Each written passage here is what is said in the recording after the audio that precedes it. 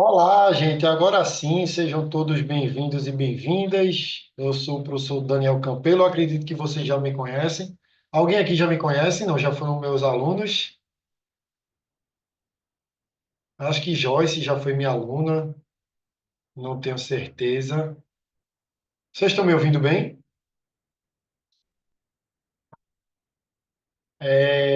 Para quem não me conhece ainda, eu sou o professor Daniel Campelo aí. Joyce é minha aluna, Maria Vitória já disse que sim também. Mas para quem não me conhece, eu sou o professor Daniel Campelo, eu sou professor EAD aqui do Grupo Ser Educacional, sou economista e fui convidado hoje para trazer aqui um aulão para vocês sobre falar um pouco sobre a história da economia brasileira, né? Tema extremamente pertinente. Infelizmente a gente, olha aí, Eliane também, beleza. Infelizmente, gente, a economia brasileira, ela, quando é falada assim, muita gente diz, ai meu Deus do céu, não quero nem falar sobre isso e tal.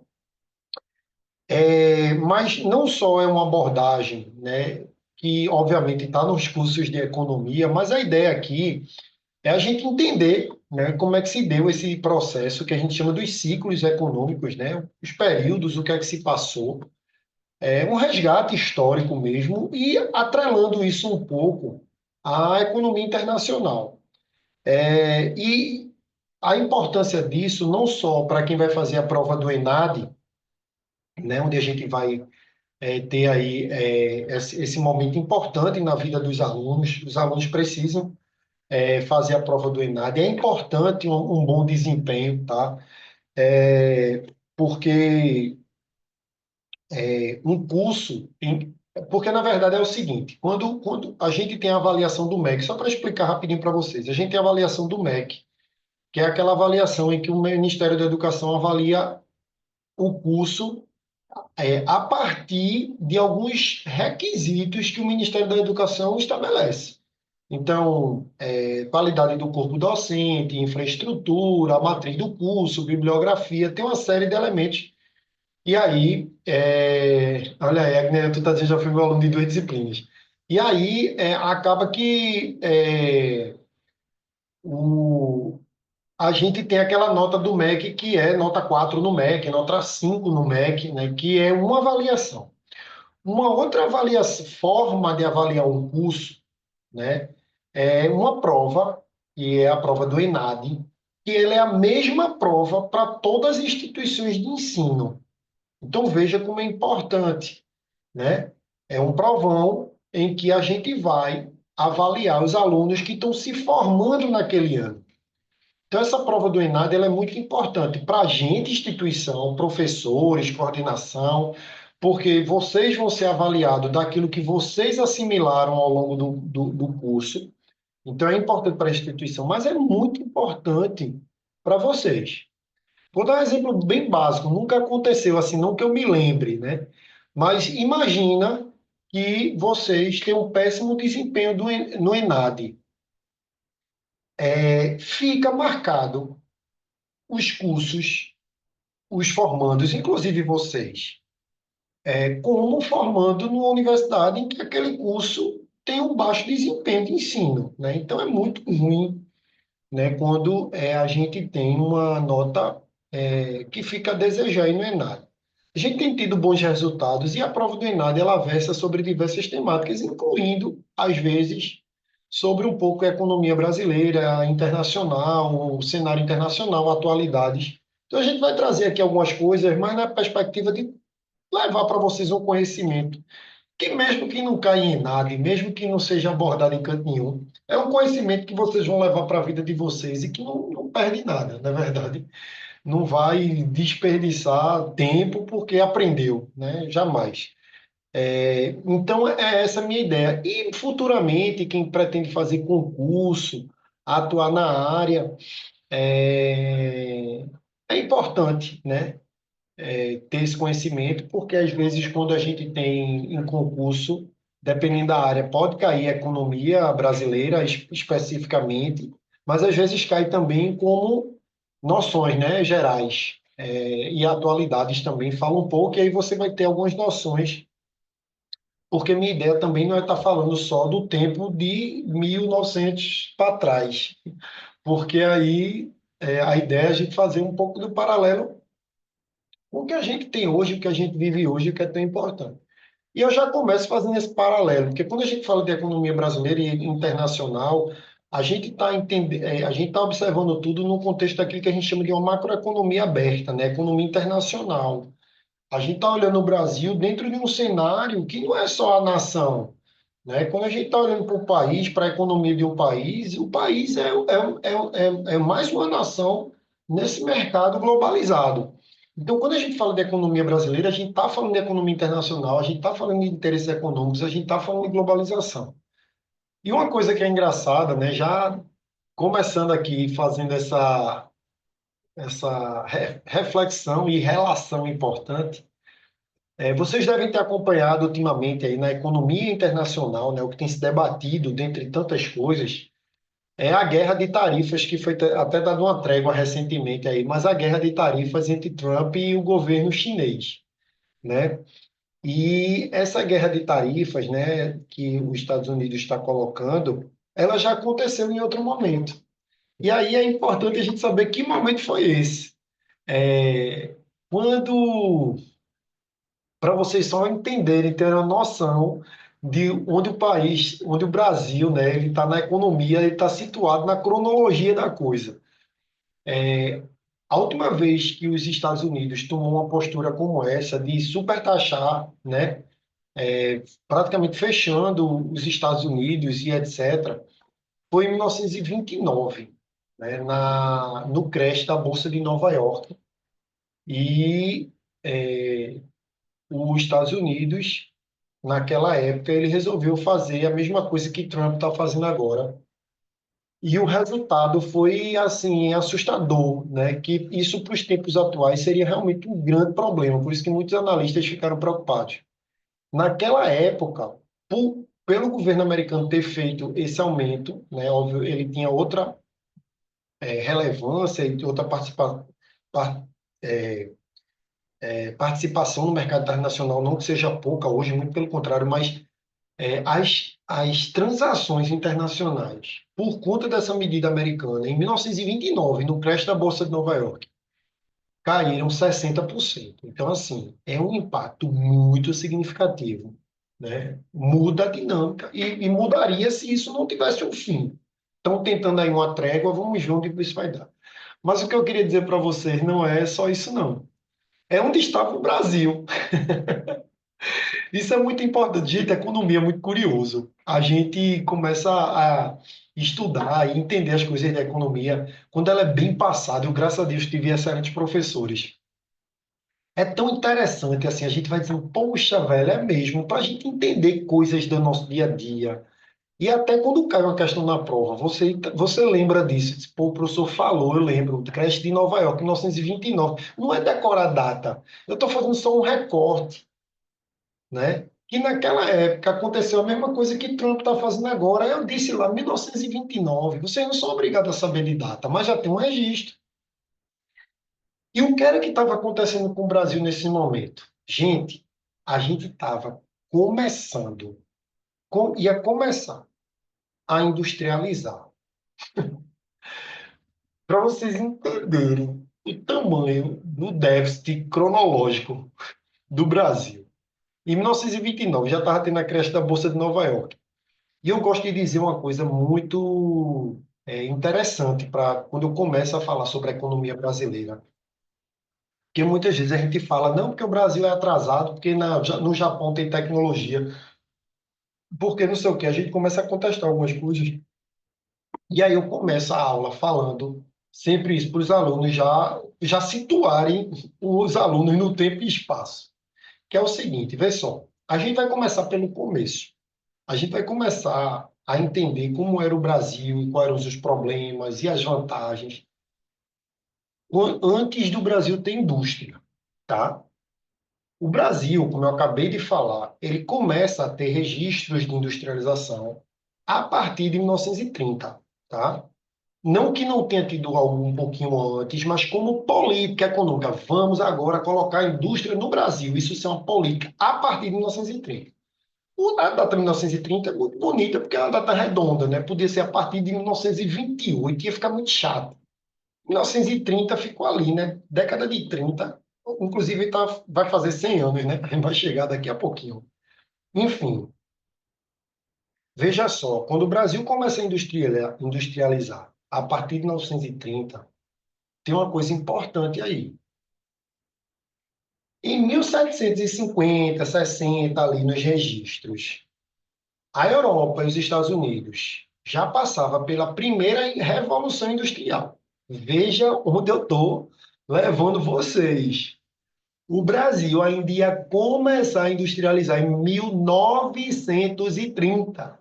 Em 1760, 50 aproximadamente, a gente já passava o mundo pela primeira revolução industrial. O que foi a primeira revolução industrial?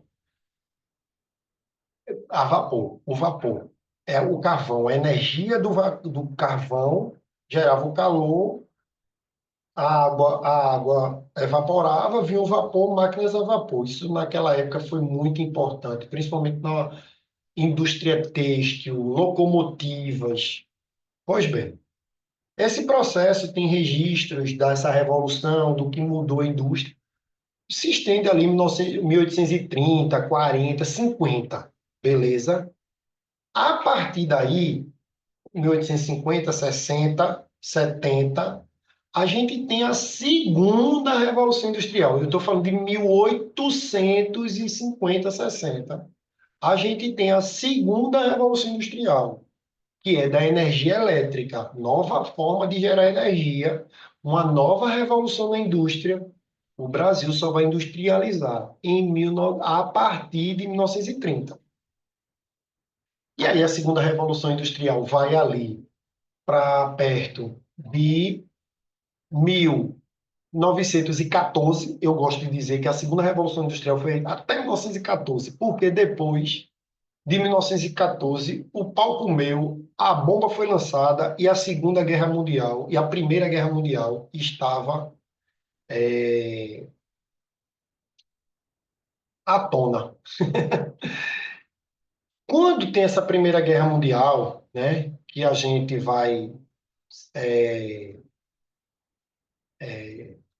se deparar, né, que vai ali de 1914 a 1918, o Brasil ainda não era industrializado, né? Tinha indústria quase nenhuma, tá? Então, professor, e o Brasil fazia o quê? É uma boa pergunta, né? Não? A economia, ela, quando ela é contada de forma bem contada, ela pode virar uma série da Netflix, porque eu mesmo, quando minha professora estava contando, professora Mabel, ela estava contando, e eu dizia, sim, mas se a gente não era industrializado, o que é que a gente fazia? E aí é que vem uma coisa muito curiosa. O Brasil produzia basicamente produtos agrícolas, agropecuárias, sobretudo agrícola. Então, nós éramos um país agrícola. A gente, nosso país, a gente utilizava a terra e o plantio para importar, ou desculpa, para exportar, né? E sustentar a renda das famílias brasileiras. Alguns produtos principais ao Brasil, fumo, né, o tabaco, o tecido, no fumo, tabaco, açúcar e o famoso café, né? Então, a base da economia brasileira, até a industrialização, ela era cafeína. E é por aí que a gente começa. Final ali 1800, século XIX, e início do século XX, 1900 e alguma coisa. E aí eu vou compartilhar aqui o slide com vocês, tá? Eu preparei um material que depois vai ser compartilhado, inclusive, para vocês, e essa aula está sendo gravada também para quem quiser assistir depois, enfim. Tá aí, né? A gente tem aí a economia brasileira internacional, histórico e principais ciclos da economia brasileira. Aqui eu faço logo de cara um resumo panorâmico, né, da economia brasileira. Como eu falei para vocês, a gente começa pela economia agroexportadora, Depois a gente passa pelo processo de substituição de importados, que é a industrialização. Eu vou explicar já já por que é que ele tem esse nome PSI. Depois vem a crise de 60 e o milagre econômico, a década perdida e os planos heterodoxos. E depois que a gente passar por tudo isso, a gente vai dar aí uma passada aí, fazer um passeio sobre a globalização, a importância da globalização, o que é isso que a gente chama de globalização. Esses são aspectos importantes. Mas vamos começar aqui pelo começo. O que é uma economia agroexportadora? O que o Brasil era?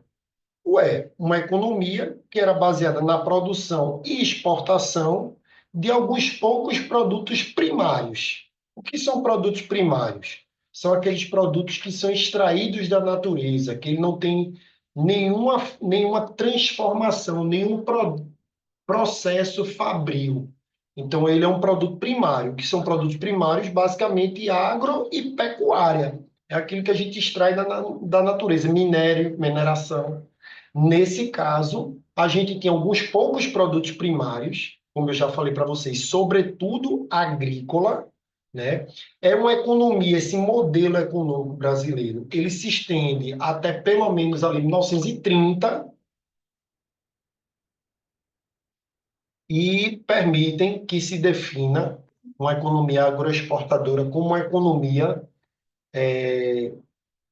um modelo de desenvolvimento voltado para fora. E aí começa as indagações, né?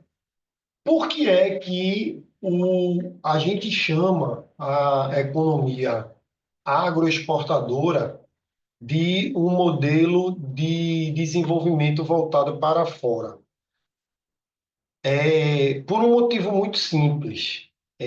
Quando a gente é agroexportador e a gente não é produtor, a gente não tem indústria, a gente não abastece o nosso mercado doméstico, todo o desenvolvimento do país depende dos outros países. Hoje, como a gente tem uma economia, uma industrialização que supre as demandas da nossa sociedade interna, né? A gente tem um modelo de desenvolvimento que ele é voltado para fora, mas também para dentro. A gente depende, obviamente, da exportação, do mercado internacional, mas a gente também agora se desenvolve a partir das nossas próprias pernas. Qual é o grande problema aí, né, de ser uma economia agroexportadora? É que a gente precisa do mercado internacional para comprar nosso produto. Vamos focar aqui que o nosso produto principal, até para facilitar o raciocínio, era café. A gente não ia viver só de café, né? E a gente não conseguia consumir todo o café que a gente produzia.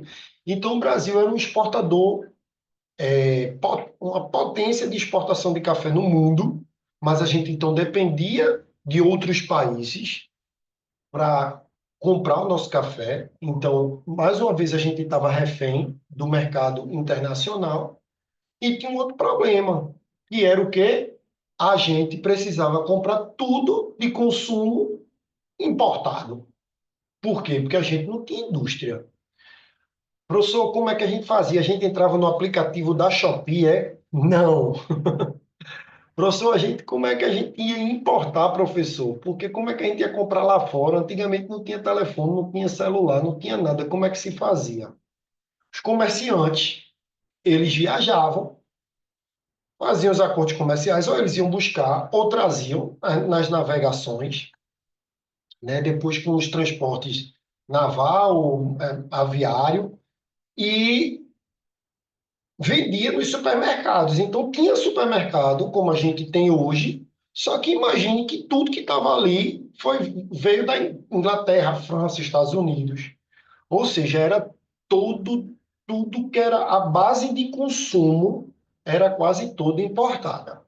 Esse período, né, da economia brasileira, ele vem desde a época colonial, né, que vai de 1500, né, a 1822, né, passa pelo período imperial, né? Lógico que vai mudando as culturas, a forma, né? Todo o processo de produção, e aí vai até a República Velha, né? E aí a República Velha foi o momento aí, nesse período, em que a agroexportação foi o auge, mas também foi a queda, né? E aí o que é que acontece, né? Dando continuidade aqui. É, a gente teve, obviamente, nesse período o ciclo do açúcar, o ciclo do ouro, mas aí nesse período onde a gente começa o nosso recorte, a gente está no ciclo do café. Então, observa que quando eu falo assim, histórico da economia brasileira e internacional, é porque a história está contada desta forma. Eu não vou dar aula, não vou fazer palestra e não vou explicar a economia brasileira como se a gente fosse fechado do mundo, porque, veja, desde 1800 a gente vendia café e era quem sustentava. Imagina, gente, um país onde quem ditava o ritmo da economia era o café. E tudo que a gente consumia era importado. Eu já estou falando de economia internacional. Inclusive, vou falar de câmbio já já, né? De câmbio. Vou falar de dólar para facilitar o raciocínio. Mas a gente está falando de uma época lá atrás em que o comércio internacional ele já estava aí operando, funcionando normalmente. Beleza? Socialmente, do ponto de vista social, tinha uma pressão para a industrialização. Por quê? A gente estava com um amplo processo de urbanização, porque intensificou-se o comércio exterior, né?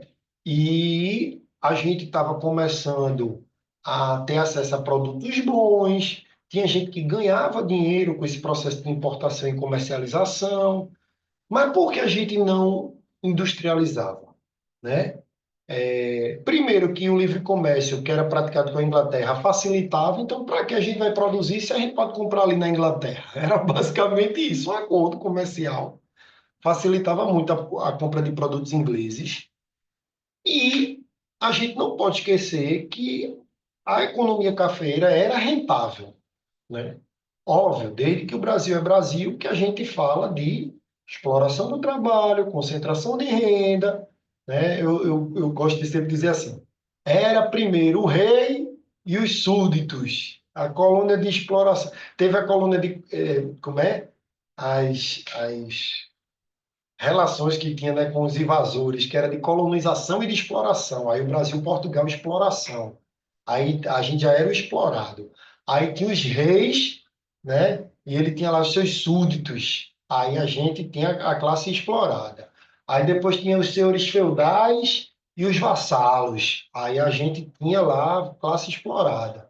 Aí depois tinha a nobreza e aí ia, né? E aí ia. E aí sempre teve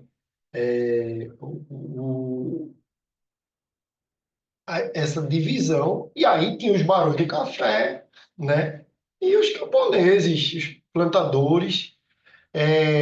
A economia agroexportadora, né? A cultura do café, ela movimentava bem a economia em suas franjas, mas tudo em torno do café, né? Obviamente que o café era o principal, mas as mazelas de concentração de renda, de tudo, sempre existiram, né? Mas, por exemplo, tinha um cara que era artesão, ele produzia os sacos para ensacar café, ou as carroças de transporte, ou tinha um galpão para armazenamento. Então, assim, era tudo que gerava riqueza. Era do café, fortemente, eu estava nas franjas do café, né?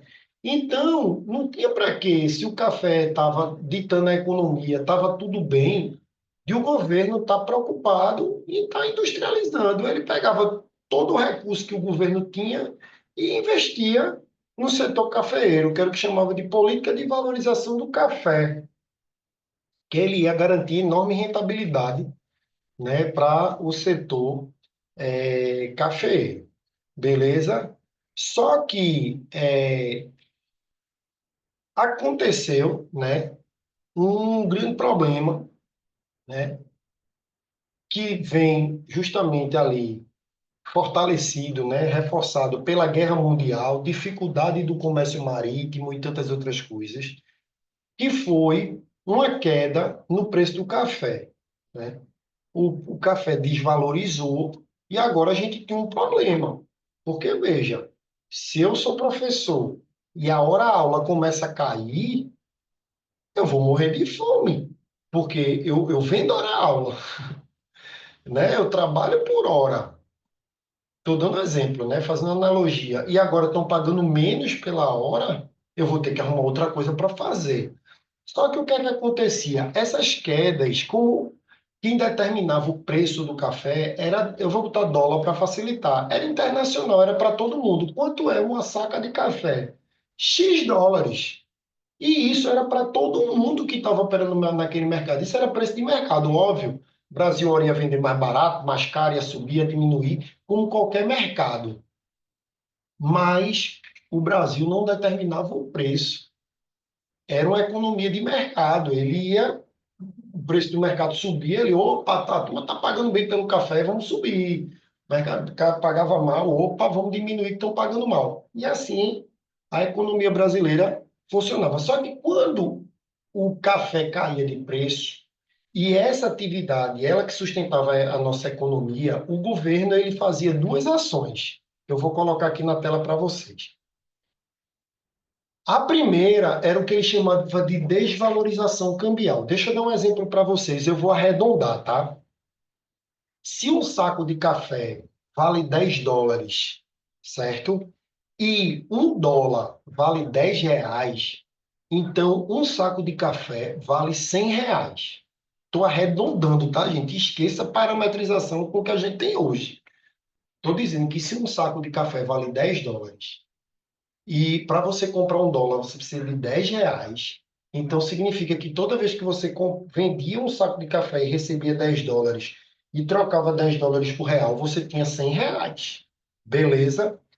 O preço do café agora, ele caiu para 5 dólares. Veja que ele despencou. O governo, ele fazia uma ação para desvalorizar o real. Ou seja, agora, para comprar mais dólar, para comprar um dólar, você precisava de mais reais. Aí eu vou dar um exemplo bem bobo, tá? Para comprar um dólar agora, eu preciso de 25 reais, porque o governo desvalorizou o real e agora eu preciso de mais reais. O que é que acontecia? O cara vendia o saco de café a 5 dólares, mas quando ele ia trocar os 5 dólares a 25 reais, ele ganharia 125 reais. Então veja que por conta dessa mecânica que o governo fazia, estava inclusive mais vantajoso ele vender um saco de café a 5 dólares, o dólar valendo 25, do que ele vender um saco de café mais caro a 10, com o dólar valendo 10. Só que tem um problema, né? Porque se fosse assim era bom demais. O governo botava que o café era 500 reais, o dólar, e aí você fazia a conversão, dava todo mundo rico. O problema é que pau que bate em Chico, bate em Francisco, diz a história. E aí o que é que acontecia? Para você desvalorizar o real, o dólar, que antigamente, para eu importar algo de um dólar que me custava 10, um sabonete, agora para eu comprar um sabonete de um dólar, eu preciso de 25 reais. Lembra que tudo que a nossa sociedade consumia era importado. Ou seja, a gente estava encarecendo o custo de vida da sociedade para manter o café rentável. A gente chama isso, como está aqui na tela para vocês, eu vou marcar aqui, ó. A gente chama isso, sabe de quê? Está aqui, ó. Cadê? Cadê meu quadrado? Está aqui meu quadrado. Cadê minha cor vermelha? Está aqui, ó. Socialização das perdas. Tá aí. Beleza?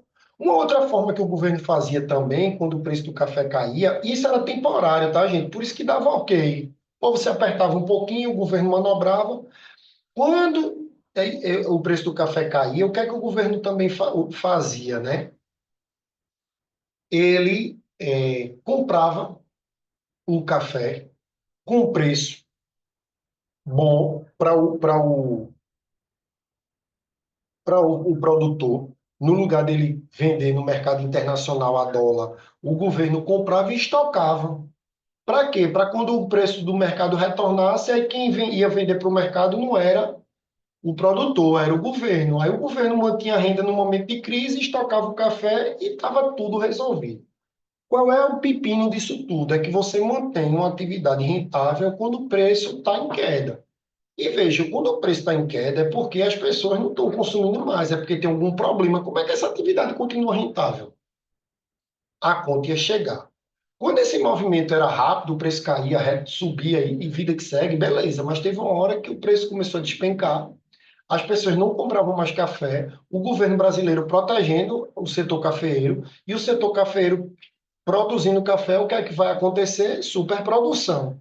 E aí, a partir da superprodução, que aí eu vou mostrar aqui para vocês, a partir da superprodução que acontece, a produção nacional enorme, a economia mundial entra numa das maiores crises da sua história, eu falei da crash da Bolsa de 1929, os preços despencam mais ainda, e aí o governo passa a queimar parte dos estoques de café, é o período que a gente estuda, inclusive, na escola, de queima do café, né? O que é que o governo então decide fazer a partir daí? Olha, não dá para a gente estar com a nossa economia toda dependendo do café. A gente precisa industrializar, mas não dá para a gente tirar o dinheiro do café e colocar tudo na indústria, porque quem gera renda para consumo ainda é o café. Se a gente tira os investimentos do café e bota logo tudo na indústria, gente, isso que eu estou falando daquela época acontece hoje, tá? Como é que o governo pega? Por mais lascado que um setor esteja, como é que o governo diz assim, ah, vai definir esse setor, eu vou tirar aqui o dinheiro e vou botar nesse setor. Mas as pessoas que estão nesse setor, que está definhando, eles precisam de um tempo, passa por uma transição, porque vai tirar a renda de todo mundo e o governo precisa da gente consumindo. E eu vou simplesmente fechar todo mundo aí que não presta e vai todo mundo embora. E essas pessoas desempregadas vão consumir o que daqui que tá bom? Então o governo não podia simplesmente pegar o dinheiro do café, colocar na indústria e dizer te vira. Não, porque quem tinha ainda o dinheiro para consumir a importação e agora a gente ia trazer o que a gente consumia lá para fora aqui para dentro, era ainda o pessoal que estava mantendo o café. Então, o que é que o governo faz? Assume a industrialização a partir de 1930. Por que é que a gente chama de processo de substituição de importação? Porque foi um processo para a gente substituir o que era importado. Ou seja, a gente passa a produzir internamente os produtos que o país antes importava. Isso vai até esse processo, né? A gente é industrializado até hoje, o processo até 1960. A manutenção da renda. Então, o Brasil continuou ainda estocando e queimando café para manter ainda o setor rentável. Ele fazia isso parte com crédito e emissão de moeda. Ele sustenta o emprego e a renda. E aí ele mantém a demanda agregada, que é o consumo por todos os bens e serviços que antes a gente fazia importado. Mas agora a gente estava mantendo aquela renda e aquele consumo agregado para consumir o que a gente ia passar a produzir, que é o que a gente chama de política keynesiana e é muita economia, mas é o que a gente chama de sustentação da demanda agregada. E o deslocamento da demanda, ou seja, a demanda é o consumo, a gente tinha que trazer o consumo que era para fora, a gente tinha que deslocar ele para onde? A gente tinha que deslocar ele para dentro, né? Então, a gente tinha problema de importação e exportação, de fluxo de financeiro, balança de pagamentos aí, com essa questão dos controles, a desvalorização cambial. Os produtos importados, por conta da desvalorização cambial, como eu falei, foram se tornando mais caros, e a ideia era boa agora, porque a gente precisava dificultar a importação. A dificuldade dessa importação desloca a demanda que foi mantida dos produtos. Lembra que o consumo foi mantido, a renda foi mantida, só que agora dos consumos antes importados para a produção nacional, ok. E aí a queda do capital do setor cafeeiro faz com que as próprias pessoas, os investimentos, paulatinamente vá indo para as indústrias, para o comércio, para outros setores.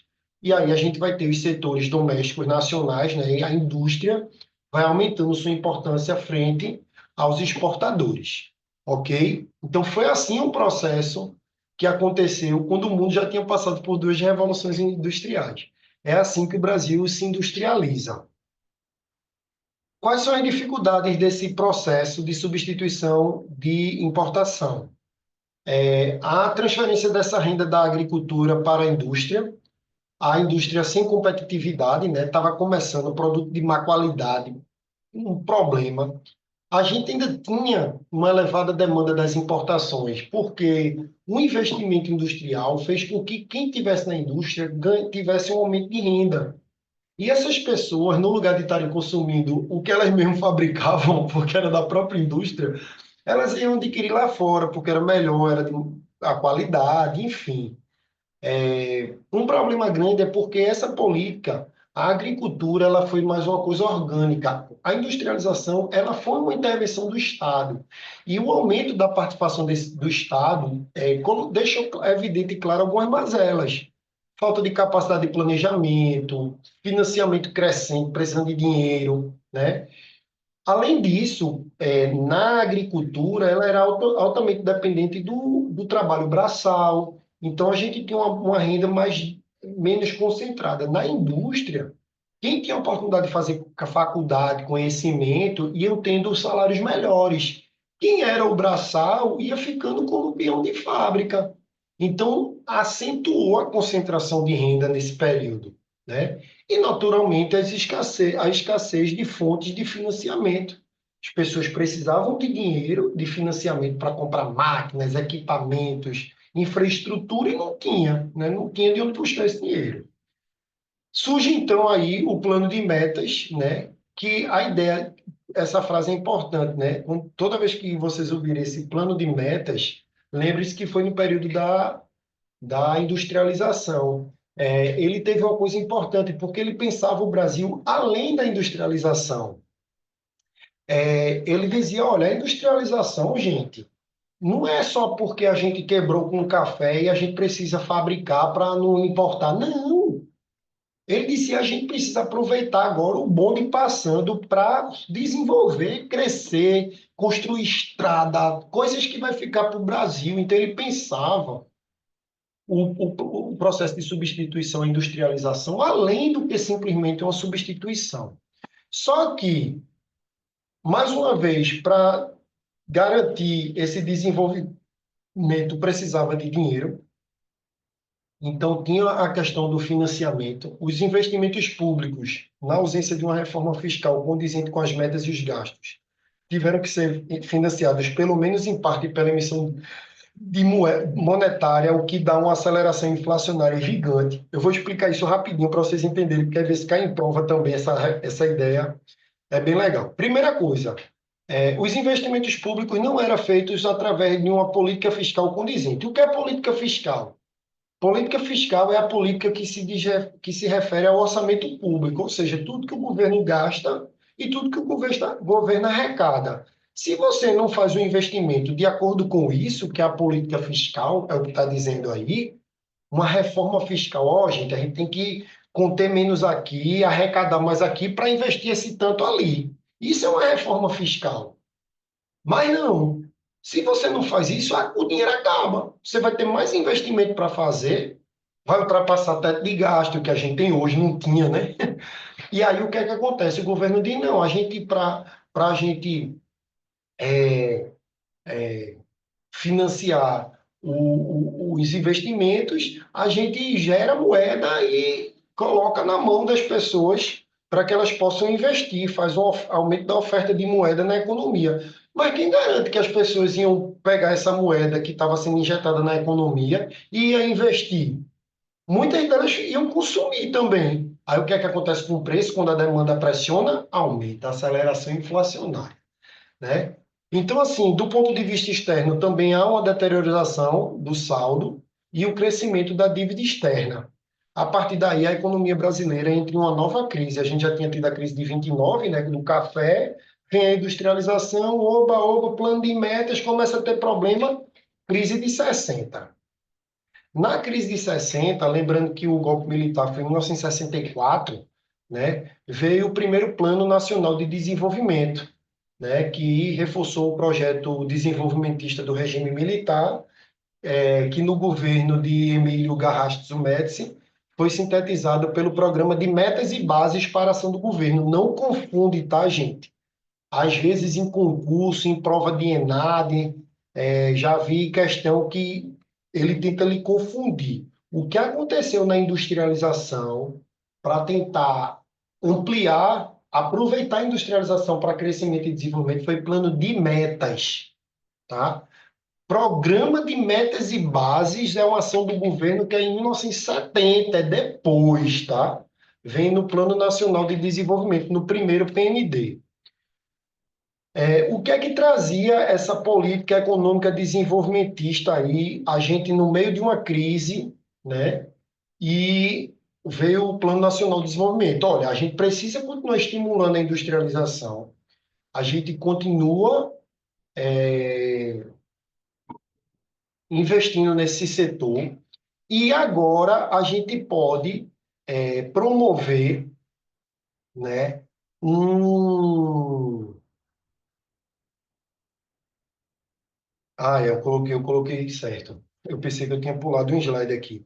E promover o que a gente pode chamar de consumo promovido pelo Estado. Ou seja, no lugar de só a empresa, a indústria, o proletário está consumindo da indústria, comprar um carro, aí quem comprava uma frota de carro era uma empresa. Vai comprar um carro, aí quem comprava um carro, estou dando um exemplo, tá? Quem comprava um carro era eu. E o Estado não consumia, não. Então, era assim: o Estado também vai ter que arcar aí também com esse consumo para a gente manter a indústria funcionando. E aí, de fato, nesse período do Nacional de Desenvolvimento, né, a gente passa por um momento positivo, né, do Plano Nacional de Desenvolvimento, onde a gente teve alguns resultados muito claros. A gente, então, algumas realizações aí do primeiro plano, né, primeiro PND. Transformação social mediante processos de competição e integração, modernização da empresa nacional, atuação eficiente do governo, mobilização intensa do sistema financeiro nacional e do mercado de capitais, implementação de política tecnológica nacional. Então, a gente começou a ver aí setores como energia, nuclear, petróleo, telecomunicação. O Brasil cresceu muito nessa época, né? Altas taxas de PIB. É, um programa de qualificação, não sei se vocês já ouviram, é tão engraçado isso, mas é triste, mas é. Se vocês já ouviram a expressão, aqui no Nordeste usava muito, né? Eu sou da década de 80, a gente usava muito quando alguém tinha alguma dificuldade e tirava nota baixa ou falava alguma besteira, dizia, deixa de ser Mobral. Não sei se vocês já ouviram alguém falar essa expressão, chama o outro de Mobral, no sentido para dizer que a pessoa tem, ou é burra, ou, né? É uma coisa bem pejorativa mesmo. E a gente tinha muito isso quando eu era criança, né? Quando um primo meu falava uma besteira, ele dizia, vai Mobral. Ou então, quando tirava nota baixa, ele dizia, tu é um Mobral mesmo. E o Mobral, gente, na verdade, por que é que chama de Mobral? É porque o Mobral para os analfabetos, porque o Mobral significa Movimento Brasileiro de Alfabetização, né? Então foi feito nesse período, por isso que a piada de chamar o bullying, né? Que é bullying, chamar de burro era Mobral, que era como se eu chamando a pessoa de analfabeta, vê que coisa triste, né? Dizia eu isso sem saber o crime que estava cometendo e anos depois trabalhando com educação e sendo educador, me envergonho bastante, mas eu era apenas uma criança, né? Também não tinha culpa.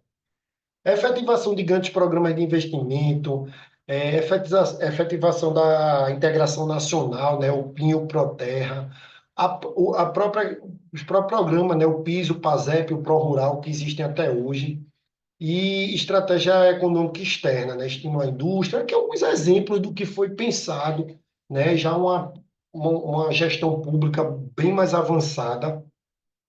Só que os investimentos para realizar tudo isso era dos bancos, né? Dos bancos nacionais, o Banco do Brasil, a Caixa Econômica Federal, o BNDE, que hoje é BNDES, né? Que é o Banco Nacional de Desenvolvimento Social, Econômico e Social, e outras instituições financeiras. Isso tudo era o que estava financiando. Lembrando, gente, que tudo isso estava no período de quê? Chegando ali na crise, a gente estava na crise de 60, e aí a gente teve taxas de crescimento maravilhosas, setor elétrico, estradas, rodovias, a produção nacional valendo com tudo. Tem uma coisa que é bom refrisar, reforçar, e eu gosto de dizer a brincadeira, né? Para quem não tem nada, metade é o dobro, que também é o seguinte, o Brasil teve altas taxas de crescimento industrial, mas porque não tinha indústria, né? Se eu tenho uma indústria no ano e não, no ano seguinte eu tenho duas indústrias, eu cresci 100%. Então, assim, o PIB do Brasil crescia numa cavalice, porque não tinha indústria, tudo que industrializava, que começava a produzir, o volume de produção bruta ia lá para cima por ano, né? E aí esse período ficou conhecido como milagre econômico, ou seja, altas taxas de crescimento no momento de crise é um verdadeiro milagre. Qual é o grande problema disso? Não dá para ir contra uma força econômica mundial. Se o mundo estava em crise, a conta ia chegar. Alguma coisa estava se fazendo para que isso não alcançasse o nosso país, mas isso, obviamente, que não dava para ser sustentado. E aí é importante frisar que o crescimento econômico do milagre ampliou a concentração de renda. A burguesia nacional e a classe média foram beneficiados pelo ascenso da economia. Então, todo esse boom, eita, milagre econômico, mas acentuou a disparidade. Os trabalhadores sofreram com o processo de pauperização, gerando mais disparidades socioeconômicas no país. Aí a turma vem falar para mim de programas sociais. Eu fico pé da vida. A pessoa diz assim: você não estudou economia brasileira. Você não entende o apartheid social que é feito. Você não pode ter senso crítico algum. Ele é limitado e sua capacidade cognitiva comprometida para você fazer qualquer crítica ao Bolsa Família. Eu não estou elogiando, não. Tem coisas para criticar mesmo, tá? Mas da forma que fazem, sem ter estudado isso aqui. Porque Bolsa Família, inclusive eu estou falando aqui de concentração de renda, mas eu não estou falando o Bolsa Família como dar dinheiro a pobre. Não estou falando isso. Estou falando Bolsa Família como programa social, que é o que ele é. Porque não tem como. Se o Estado não cuidar disso, está mostrando que não cuidava. Se não cuidar agora, a gente sabe onde é que vai terminar. É o que a gente chama de um processo de sanitarização. É extermínio do pobre. E é isso. Se deixar na mão de quem tem o poder e de quem é a burguesia, o pobre ele é exterminado. O pobre, o negro, que às vezes nem é pobre, né? Então, assim, a gente tem que ter, às vezes, contato com algumas coisas para saber falar sobre outras coisas. Aqui, milagre econômico, aí todo mundo diz, foi muito bom, o Brasil cresceu. Vai falar com o trabalhador da época. Falar com classe média é muito bom. Diz, o mundo estava lascado e a gente aqui, ó, produzindo e crescendo. Beleza. Tu, o rico, ganha dinheiro e o pobre sendo esmagado, o trabalhador. E é assim, economia é olhar social também. Não é sociologia, mas a economia trabalha. Linha de pobreza, concentração de renda, desigualdade social, né? Aí o que é que acontece? Estava claro que a gente estava passando aí por um processo de crescimento forçado, né? E aí, no início dos anos 70, ocorrem algumas mudanças internacionais, né? A gente também está falando de economia internacional, já deu para perceber, que afetam de forma grave a economia brasileira. O problema do petróleo, né? Que era a principal fonte de energia mundial, teve o seu preço quadriplicado em 73 pelos países membros da OPEP, e o mundo reagiu de forma recessiva diante dessas mudanças, mas a reação brasileira veio como, não, o primeiro PND não deu certo, milagre econômico, segundo PND. Ou seja, a gente continuou em marcha forçada. E aí, na época, o Plano Nacional de Desenvolvimento era uma obrigação constitucional, e a partir dos anos 80, a crise da dívida e a recessão marcam o cenário brasileiro, é claro. E eu vou até fazer um contraponto, né, para a atualidade, como eu disse para vocês que faria. Não sei quem lembra, no primeiro governo Lula, a gente passou por uma crise mundial fortíssima, uma recessão. Lula, ele começou a subsidiar e a incentivar o que? A indústria, linha branca, tirando imposto, subsidiando geladeira, fogão, deixando tudo mais barato para o povo continuar o quê? Consumindo, e ele continuar fazendo com que a indústria funcionasse com as pessoas empregadas e gerando renda. Foi uma das ideias. E aí o que que aconteceu? Isso foi uma das coisas que ele fez com daqui com acolá. Ele garantiu que ele disse assim: aqui é só uma marolinha. Não sei se vocês lembram dessa expressão que ele utilizou. Aqui é só uma marolinha. E, de fato, veio uma marolinha, mas assim como a gente estuda e aprendeu, que quando você contém uma onda grande para que ela chegue só uma marolinha, depois o tsunami chega, aqui também chegou, né? Aí o que é que acontece aqui no Brasil depois? Alguns setores quebrados, a gente teve algumas bolhas, a gente teve, como é que eu digo, quando ele fez essa endividamento, era isso que eu queria dizer, alto índice de endividamento, porque teve gente que, inclusive, foi afetado pela crise, mas estava vendo ali como uma oportunidade de comprar sua primeira geladeira, né, sua primeira televisão, seu micro-ondas. Então, foi um problema. E aqui não foi diferente, né? O crescimento, então, ele fica comprometido. Esse crescimento econômico foi refreado pela crise internacional do petróleo de 73 a 74. 74, após a crise, foi lançada uma segunda fase do Plano Nacional de Desenvolvimento durante o governo do general Geisel, que sucedeu o Médici. E aí, gente, nesse período, a gente chega no período que a gente chama de década perdida, né? Daqui para frente, eu vou mais rápido um pouco, né? Porque aqui não adianta, talvez você entender um pouco como aconteceram algumas coisas, mas para a gente chegar nessa parte que eu quero trazer final de globalização, mas só para vocês entenderem, esse crescimento forçado trouxe um prejuízo tão grande ali na década de 70 para a década de 80, e esses períodos ficaram conhecidos como décadas perdidas, né? Ou a década perdida, que foi a década de 80. E aí surge, né, por conta da crise, um problema. O principal problema da economia brasileira naquela época que foi a hiperinflação, né? A economia não tinha mais controle e por várias questões, custo, demanda, e falta de investimento e problema de oferta, problema estrutural mesmo da economia brasileira, a gente se depara com um cenário de hiperinflação. E aí, só para vocês terem ideia, teve um período da economia brasileira que hoje, pronto, eu vou fazer a referência. Hoje, a economia brasileira tem inflação ano 4%, 6%, 3%, né? A gente já teve inflação no ano no Brasil de 4 dígitos, 1.300 e poucos por cento ao ano, entendeu? Para vocês entenderem o tamanho do buraco. E aí vem o governo, né, já a economia mais moderna, contemporânea, mano troppo, pero no mucho, mas nem tanto, que é o governo Sarney, né? E o governo Sarney,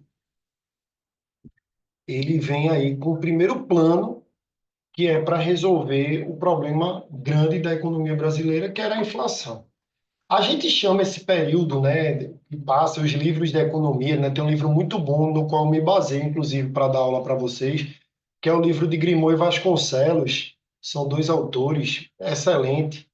E eles chamam esse período, eles dizem a saga dos planos heterodoxos. Por que é que eles chamam dessa forma? Porque ele diz assim, ó, o que é ortodoxo? Ortodoxo é você tentar resolver um problema do jeito que todo mundo tentou resolver. A igreja é ortodoxa porque ela preserva os mesmos costumes. ela não tem diferente, não faz diferente. Agora tem as questões, as igrejas e as questões religiosas mais heterodoxas para acolher os jovens e tal. Mas, por exemplo, tem um judeu, e às vezes usa o kippá, né, numa cerimônia, tal, às vezes até no dia a dia, mas tem os judeus ortodoxos, que é aqueles que usam vestido, né, uma bata, tem o cabelo enroladinho aqui na frente, mantendo a tradição. Então, os planos heterodoxos, eles eram planos que eles iam tentando fazer algo diferente para resolver esse problema da, é, do plano real, né? Ou da inflação, plano real e pelo fim. Então, o primeiro é o plano cruzado. O plano cruzado é um plano de Dilson Funaro no governo Sarney. Aí ele vai substituir a moeda, vai converter o salário, e ele diz o seguinte: ó, o salário vai ser convertido pela média dos últimos 6 meses, vai ter um abono de 8%, e toda vez que algumas coisas aumentarem muito de preço e tiver algum tipo de inflação de 20%, a gente dispara um gatilho de reajuste. E aí propôs o congelamento do preço, né? Veja que forma linda de evitar a inflação. O que é a inflação? É o aumento do preço? Ninguém mais pode aumentar o preço. Não ia dar certo, né? Numa economia de mercado, onde o preço é formado pela interação de comprador e vendedor, alguém chegar e dizer congela o preço não ia resolver. Então, não deu certo, veio o Plano Cruzado 2. O que é que o Plano Cruzado faz? Descongela os preços, aumenta a tarifa de energia, telefone e correio, e aumenta os impostos sobre cigarro e bebida. Quando ele descongela os preços, aí há um aumento exagerado, né? O gatilho salarial que estava previsto também é salário aumentando em cima de salário aumentando, e a inflação de 1987 passa a ser 365%. E aí, fora isso, o governo decreta moratória. O que é isso? O Brasil já tinha uma dívida externa, né? E ele simplesmente diz: olha, eu não tenho capacidade de pagar os juros da vida, da dívida. Isso é decretar moratória. Então, imagina que o governo devia R$ 100 e ele não amortizava, mas ele conseguia pagar os juros que era 10 conto. E ele disse aqui, ó, eu não consigo mais pagar nem os R$ 10, né? Aí vem o Plano Bresser. O Plano Bresser, ele é formulado pelo Bresser Pereira, né? E ele vem tentar resolver aí as sequelas do cruzado. Então, ele aprende sobre a expectativa de congelamento, que é muito ruim. Quando é que o preço vai congelar de novo? Porque quando a turma achava que o preço ia congelar, iria aumentar o preço. Aí você ficava gerando uma inflação por expectativa, porque o cara diz assim, pô, toda vez, pô, eu não sei quando é que vai congelar, não é melhor a gente aumentar não, porque se congelar hoje, a gente pelo menos está garantido por um, tá entendendo? Então, assim, ele entendeu isso, viu que Sarney estava perdendo o apoio político, então ele disse, ó, a gente precisa controlar o consumo, atenção com as contas. O congelamento não pode ser assim, de repente, nem por tempo indeterminado, feito foi no primeiro plano cruzado. E aí, em 87, o ministro Luiz Carlos Bresser Pereira lança o Plano Bresser.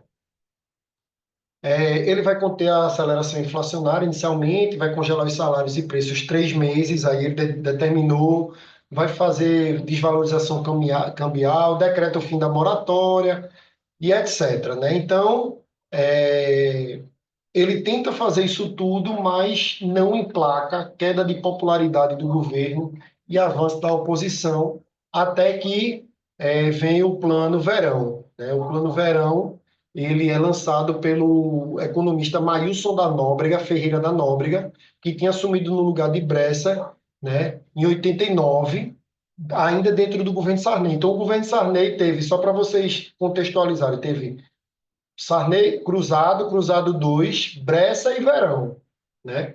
Mas aí o plano não deu certo, era um plano ortodoxo, inclusive, em algumas questões.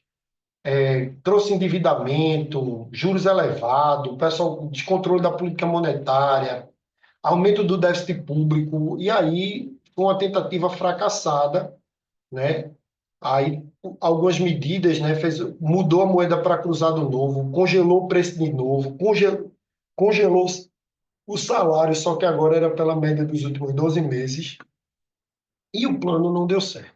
Aí veio o plano Collor. Collor é esse mesmo que vocês estão ouvindo aí, que recentemente foi preso e o advogado dele disse que ele tinha problemas psiquiátricos e mandou fazer a prisão domiciliar e ele mesmo disse, não, não sou doido não, e agora está em prisão domiciliar. Enfim, é esse Collor que foi presidente da República, Fernando Collor de Mello, ele é alagoano, se eu não me engano ele é alagoano, mas ele foi governador de Alagoas, e ele se intitulava, na época de que foi eleito, o caçador de Marajá. Marajá é os Gicões, né?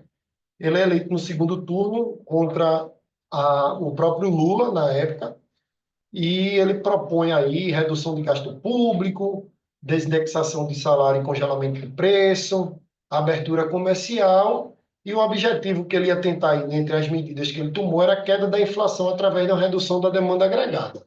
Ou seja, ele deixava claro ao dizer que ia fazer redução de gasto público, reforma administrativa e fiscal, privatização, regime cambial taxa flutuante, abertura comercial, ele disse, ó, eu vou abrir para o mercado internacional, fazer uma abertura comercial para as pessoas pararem de consumir aqui dentro e os preços despencarem. Enquanto tiver caro, a gente compra lá fora. Quando tiver barato, compra aqui dentro.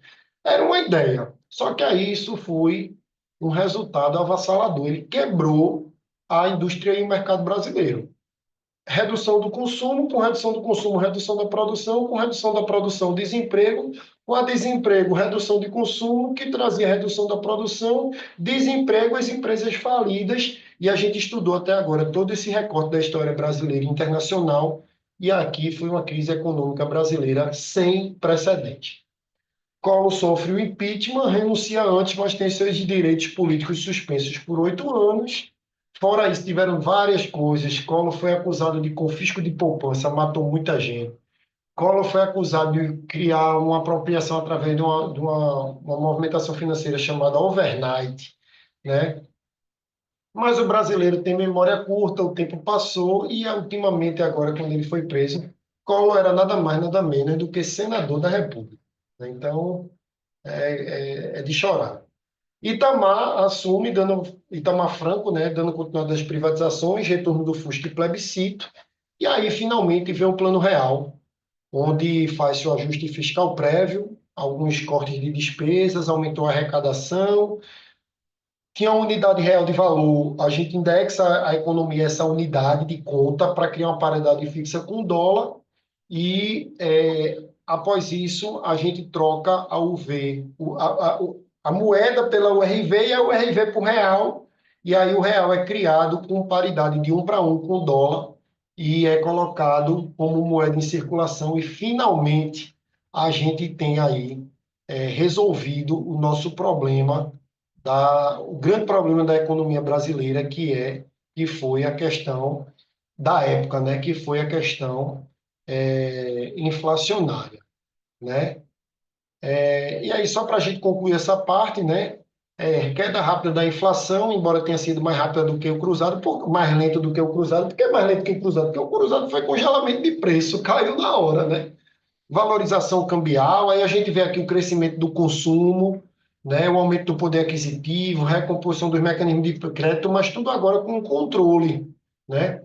A partir de 1995, a gente tem uma deteriorização da situação fiscal, superávit primário, aumento de carga tributária, forte elevação da dívida pública ao longo do primeiro mandato de FHC, e aqui a gente está falando de um período onde a gente já devia ao FMI, a gente estava com problemas aí com a parte financeira pública, a gente tinha uma dívida externa muito grande que só vai ser sanada futuramente depois no governo Lula, certo?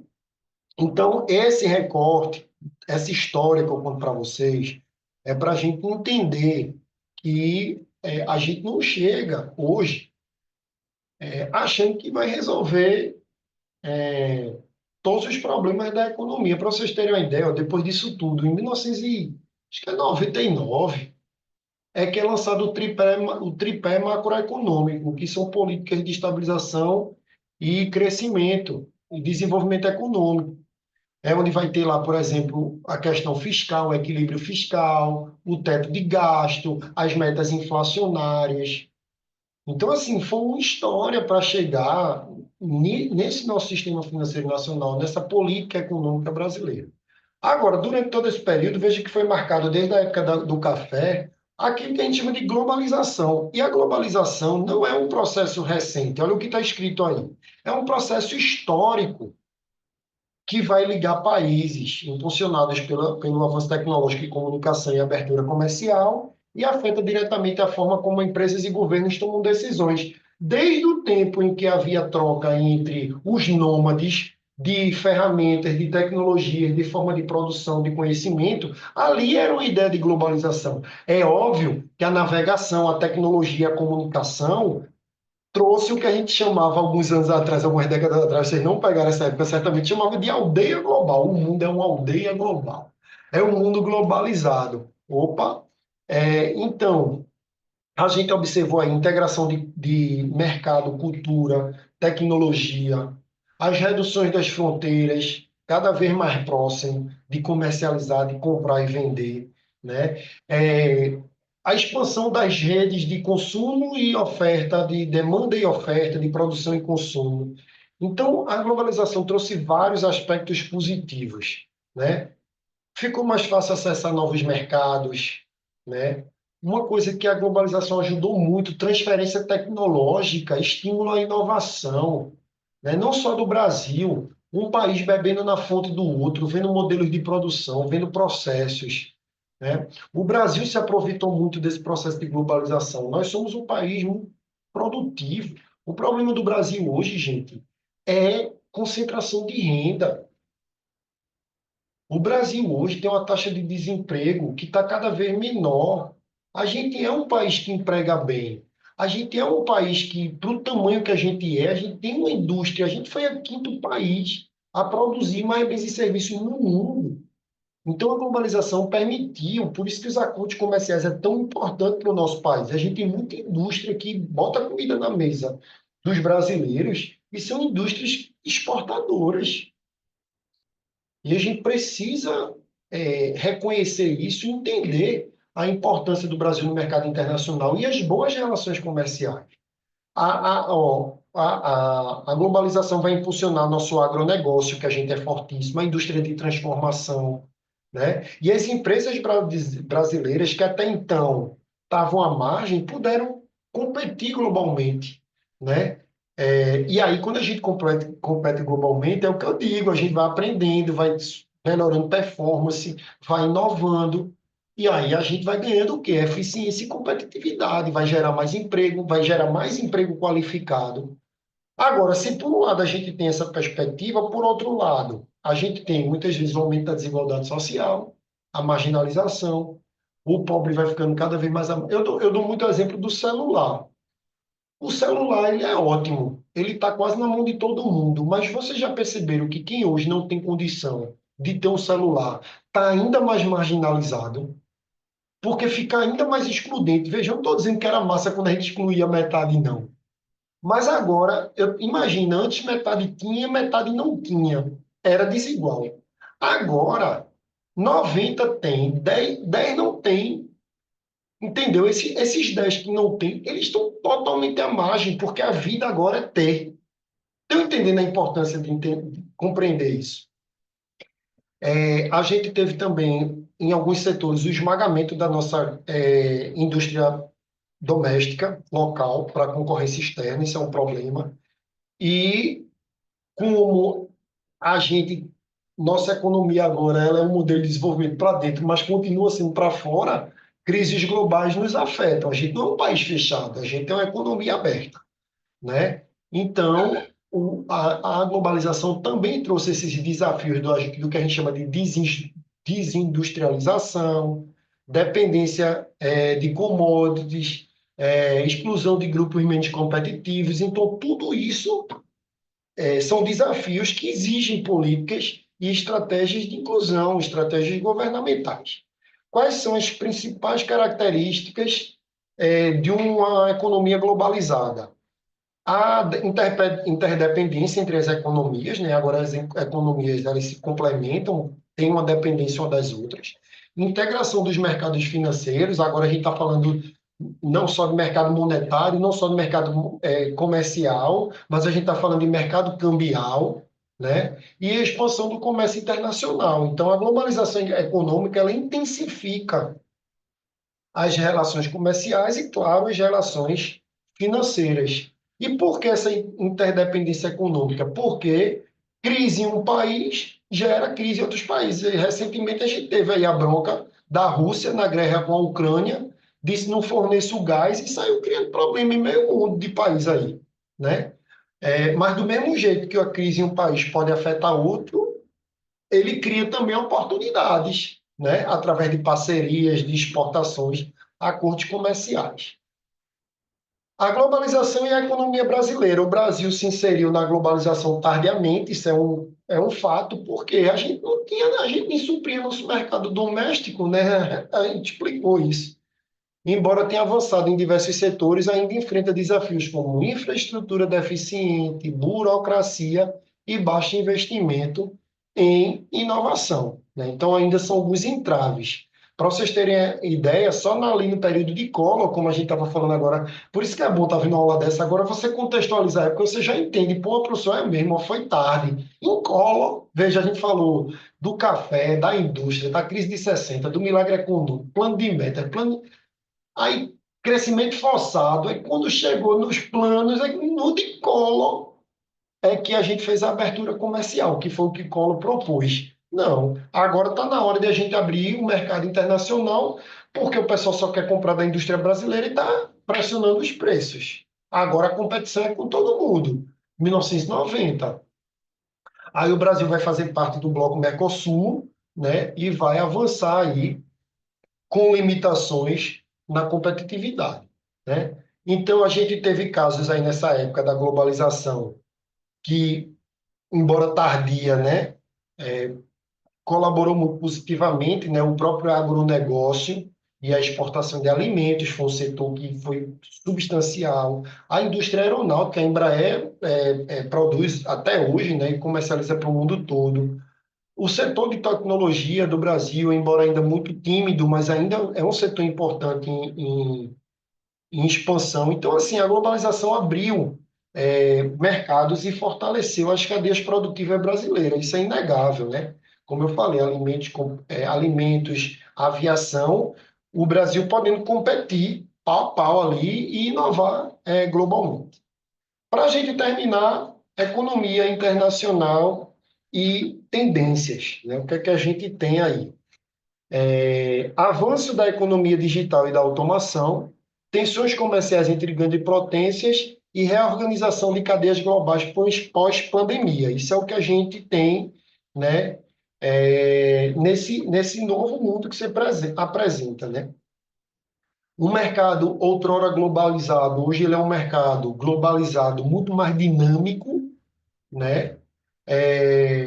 Hoje a gente vive uma nova fase desse processo de globalização, marcada muito pela inovação, nacionalismo econômico, as próprias crises sanitárias, como a gente pode ter tido o caso aí da pandemia, né? E hoje não dá para um governo, seja ele de qual país for, ele tomar decisões econômicas sem considerar, né, riscos e oportunidades em escala global, né? E aí uma coisa que é fundamental perceber, eu vou concluir aqui, mas deixa eu tirar o slide. Para quem não me segue aí, né, deixo sempre meu obrigado e meu Instagram aí, Prof. Daniel Campelo, deixo o convite. Então, quem ainda não está na minha rede social, fique à vontade. Mas só para a gente concluir, eu tenho falado sobre isso já em minhas aulas. Eu dou aula de análise de mercado, né? E economia, e eu sempre que eu tenho oportunidade, eu falo muito, quando eu vou falar de planejamento, de gestão financeira,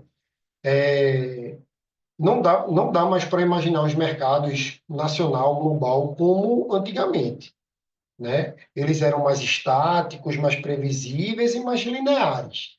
Hoje os mercados eles são dinâmicos, holísticos, menos previsíveis. Então, assim, é, mesmo com o processo de globalização, as decisões um país era tomada numa perspectiva, agora em outra. E a gente tem vivido momentos muito delicados, interessantes, talvez no sentido até meio do interessante, uma palavra muito boazinha, né? Para tanta coisa que tem acontecido no mundo e que é difícil de entender para onde a gente está indo.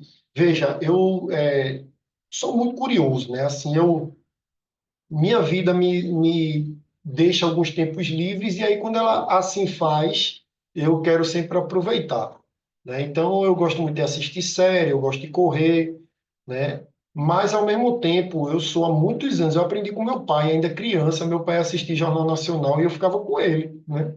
Assistindo. Então eu criei um hábito de sempre tentar ouvir alguma coisa. E hoje a tecnologia ela ajudou muito nossa vida por conta dos podcasts, né? Então, eu escuto o Café da Manhã, eu escuto o Assunto, né, que é com Natuza Neri, enfim, eu tenho alguns xodões aí de podcasts diários.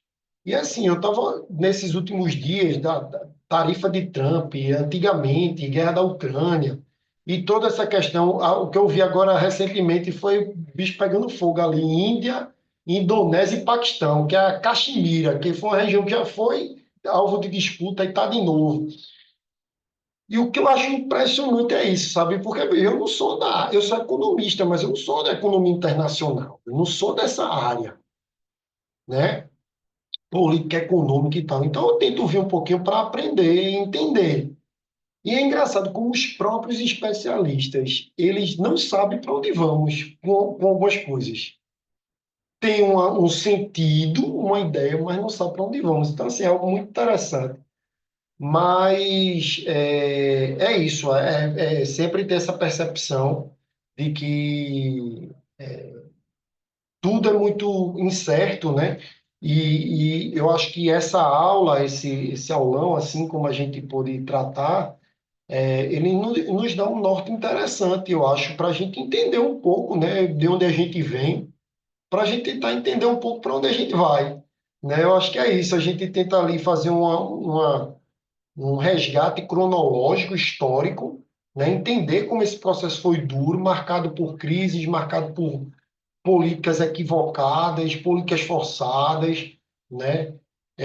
Até chegar num momento como o de hoje, né? Que ele a continuação da história. Eu lembro que às vezes tem algumas aulas minhas que eu começo com slide porque somos quem somos. Quem é Joyce, quem é Eliane, quem é Agneilton hoje? Quem é você, né? Então, às vezes uma aula como essa de hoje a gente nem dá muito valor, mas a gente, para saber quem é hoje, a gente tem que ir lá atrás, quando a gente era criança, o vizinho que a gente teve, o colégio que a gente estudou, né? Tudo isso contribuiu para a gente ser dessa forma. E com a economia não é diferente, com o nosso país não é diferente. Mas assim, eu espero que essa minha forma de contar essa historinha, veja que foi de uma forma bem leve, descontraída, né? Eu fiz um slide, teve coisa do slide que eu nem li mesmo, eu supri mesmo, porque nem adiantava explicar, mas assim, é que é você ter entendido a história. Sabe por quê, gente? Se cair uma questão no ENAD sobre o processo de industrialização do Brasil, eu tenho certeza que vocês vão acertar. Porque vocês vão lembrar que foi a bronca do café, né? Que tinha o problema de a gente estar consumindo tudo importado e era uma alternativa. É assim que eles colocam. Então, eu espero que vocês tenham gostado, né? Como eu disse, essa aula vai ficar gravada. Agradeço a presença aí de vocês, de quem veio aqui numa noite de quinta-feira, né, para assistir ao vivo. E desejo aí sucesso na formação de vocês, nos próximos desafios. Dizer que estou aqui na torcida e que eu de coração espero ter ajudado vocês aí, não só hoje, mas quem foi meus alunos aí, quem assistiu minhas aulas, de ter ajudado vocês aí nesse processo de formação, tá bom? E assim eu me despeço, eu desejo a vocês todos uma boa noite, fiquem todos com Deus e quem sabe a gente não se encontra numa próxima oportunidade, não é verdade? Então é isso. Um grande abraço, valeu. Tchau, tchau.